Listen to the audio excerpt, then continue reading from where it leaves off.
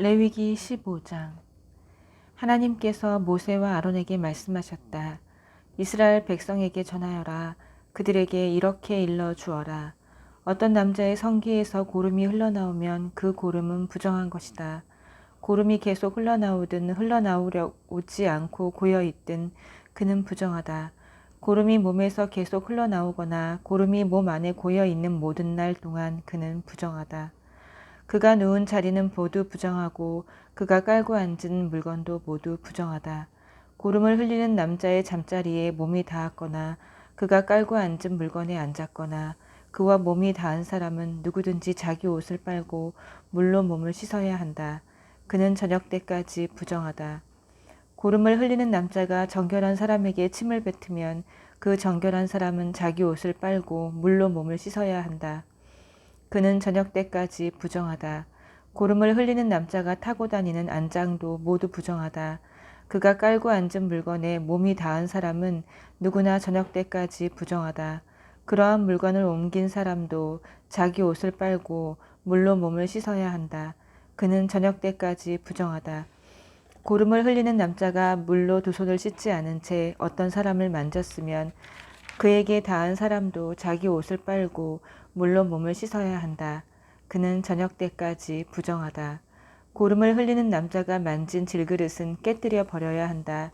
나무 그릇은 물로 씻어야 한다.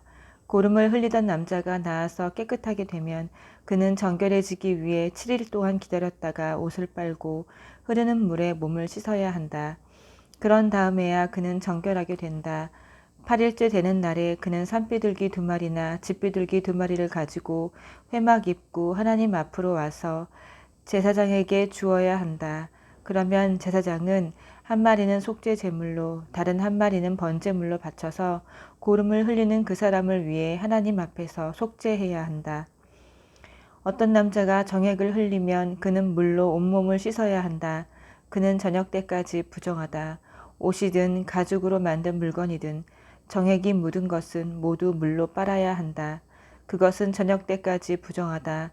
남자가 여자와 잠자리를 같이 하여 정액을 흘리면 둘 다 물로 씻어야 한다. 그들은 저녁 때까지 부정하다. 어떤 여자가 몸에서 피를 흘리는데 그것이 월경이면 그 여자는 7일 동안 부정하다. 그 여자의 몸에 닿은 사람은 모두 저녁 때까지 부정하다. 그 여자가 월경 중에 눕거나 앉은 자리는 모두 부정하다. 그 여자의 잠자리에 몸이 닿거나 그 여자가 깔고 앉은 물건에 몸이 닿은 사람은 자기 옷을 빨고 물로 몸을 씻어야 한다. 그는 저녁 때까지 부정하다. 어떤 남자가 그 여자와 잠자리를 같이 하다가 그 여자가 흘린 피에 몸이 닿으면 그는 7일 동안 부정하고 그가 누운 잠자리도 모두 부정하다. 어떤 여자가 월경 기간이 아닌데 여러 날 동안 출혈을 하거나 월경 기간이 지났는데도 계속 출혈을 하면 그 여자는 월경할 때와 마찬가지로 부정하다. 출혈을 하는 동안 그 여자가 누운 잠자리와 그 여자가 앉은 자리는 모두 월경할 때와 마찬가지로 부정하다. 이러한 것들에 몸이 닿은 사람은 모두 부정하다. 그는 자기 옷을 빨고 물로 몸을 씻어야 한다. 그는 저녁 때까지 부정하다. 출혈이 멎어 깨끗하게 되면 그 여자는 7일을 기다려야 한다. 그런 다음에야 정결하게 된다. 8일째 되는 날에 그 여자는 산비둘기 2마리나 집비둘기 2마리를 가져와 회막 입구에서 제사장에게 주어야 한다. 그러면 제사장은 한 마리는 속죄 제물로 다른 한 마리는 번제물로 바친다. 제사장은 출혈로 인해 부정해진 그 여자를 위해 하나님 앞에서 속죄해야 한다. 너희는 부정하게 하는 것으로부터 이스라엘 백성을 떼어 놓아야 한다. 그러지 않으면 그들 가운데 있는 나의 성막을 더럽혀 그들이 부정한 상태로 죽게 될 것이다. 이것은 고름이나 정액을 흘려 자신을 부정하게 한 남자와 월경 중인 여자가 따라야 할 절차로 몸에서 무언가 흘러나오는 남자나 여자뿐 아니라 부정한 여자와 잠자리를 같이 한 남자도 이 절차를 따라야 한다. 16장. 아론의 2 아들이 알 수 없는 불을 가지고 하나님 앞으로 나아갔다가 죽은 일이 있었다. 그 후에 하나님께서 모세에게 말씀하셨다. 내 형 아론에게 일러주어라. 휘장 안쪽의 지성소, 곧 궤를 덮고 있는 속죄판 앞에 아무 때나 들어오다가는 죽을 것이다. 내가 구름 속에서 속죄판 위에 임하기 때문이다. 아론이 성소에 들어갈 때에 따라야 할 절차는 이러하다.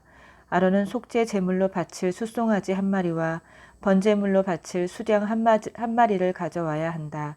거룩한 모시 속옷과 모시 속바지를 입고 모시로 만든 띠를 두르고 모시로 만든 두건을 써야 한다. 이것들은 거룩한 옷이니 먼저 물로 몸을 씻고 나서 입어야 한다. 그런 다음 그는 이스라엘 공동체로부터 속죄 제물과 번제물로 바칠 수렴소 2마리를 받아 가져와야 한다. 아론은 자신을 위해 속죄 제물로 숫송아지를 바쳐서 자기 자신과 자기 가족을 위해 속죄해야 한다.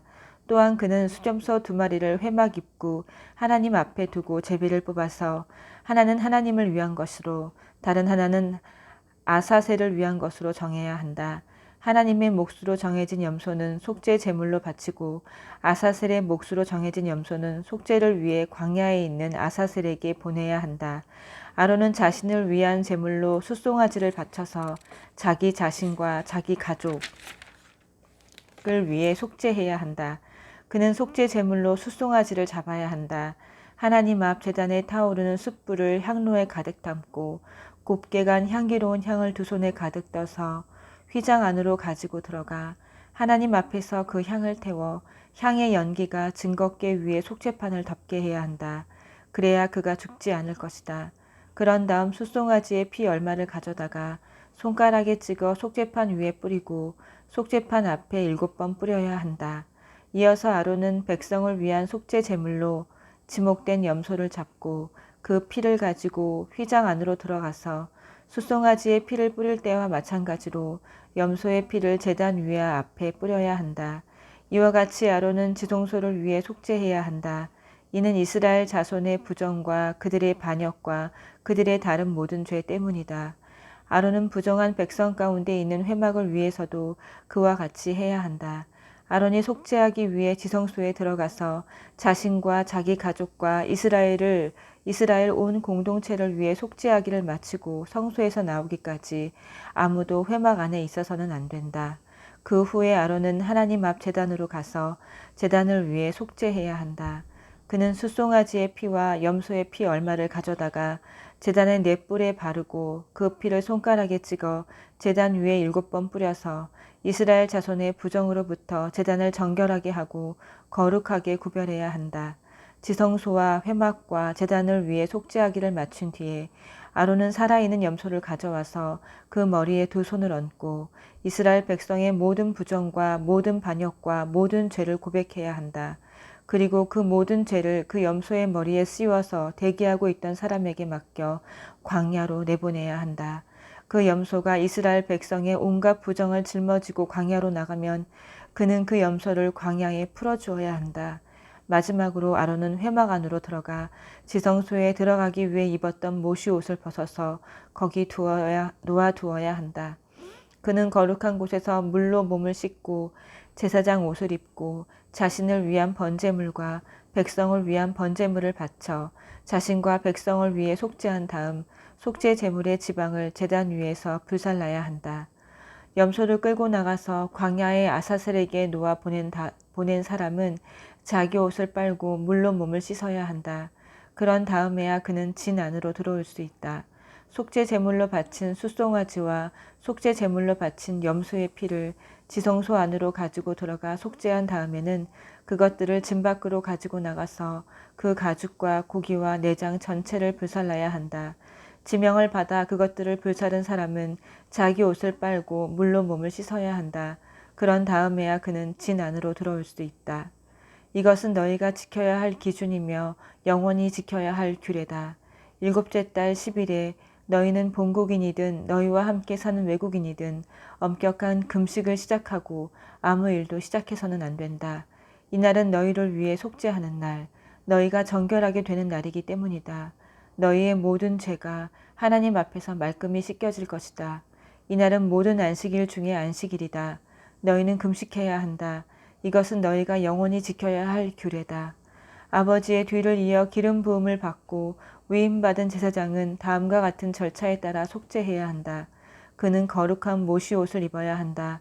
그는 속죄하여 지성소를 정결하게 해야 한다. 그는 속죄하여 회막과 제단을 정결하게 해야 한다. 그는 제사장들과 온 회중을 위해 속죄해야 한다. 이것은 너희가 영원히 지켜야 할 규례다. 너희는 이스라엘 백성의 모든 죄를 위해 1년에 한 차례 속죄해야 한다. 아론은 하나님께서 모세에게 명령하신 대로 행했다. 17장. 하나님께서 모세에게 말씀하셨다. 아론과 그의 아들들과 온 이스라엘 자손에게 전하여라. 그들에게 이렇게 일러 주어라. 이것은 하나님의 명령인 것이다. 소나 어린 양이나 염소를 회막 입구로 끌고 와서 하나님의 성막 앞에서 하나님에게 바치지 않고 진 안이나 밖에서 잡는 사람은 누구든지 피 흘리는 죄를 범한 자로 여길 것이다. 그는 피를 흘렸으므로 자기 백성 가운데서 끊어져야 한다. 이것은 이스라엘 자손이 습관을 따라 들에서 잡던 재물을 하나님에게로 가져오게 하려는 것이다. 그들은 그 재물을 하나님에게로 가져와야 한다. 그 재물을 회막 입구에 있는 제사장에게 가져와서 화목 제물로 하나님께 바쳐야 한다. 제사장은 그 피를 회막 입구에서 하나님의 제단에 뿌리고 그 지방을 하나님을 기쁘게 하는 향기로 불살라야 한다. 그들은 전에 음란하게 섬기던 수렴소 귀신들에게 더 이상 제물을 바쳐서는 안 된다. 이것은 그들이 대대로 지켜야 할 영원한 규례다. 너는 또 그들에게 이렇게 일러 주어라. 이스라엘 자손이든 그들과 함께 사는 외국인이든 번제물이나 화목제물을 바치되 그것을 회막 입구로 가져와서 하나님에게 바치지 않는 사람은 자기 백성 가운데서 끊어질 것이다.